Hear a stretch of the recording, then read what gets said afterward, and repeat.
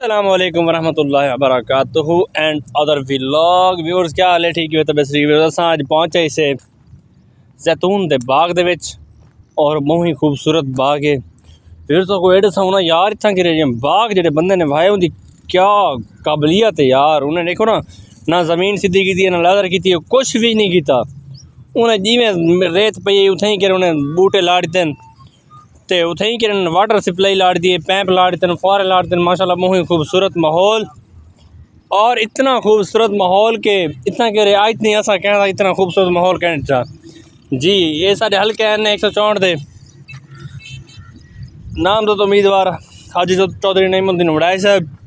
اور بہت ہی خوبصورت باغ انہوں لائے سامنے انہوں ڈیرے تے اتنا کہ رہے بہت ٹک ٹاکر یوٹیوبر آنے ویڈیو بنانے کی تھے سامنے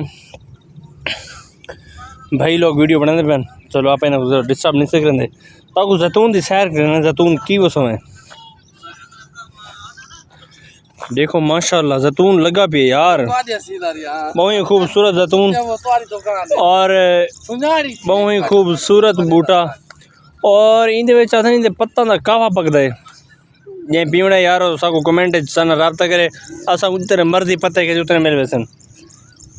اور این لحاظ نال سارے یوٹیوب چینل سبسکرائب کرے تے ویڈیو کو شیئر لازمی کرنا ہے تے مکمل دیکھنا ہے تھوڑی ویڈیو نہیں دیکھنی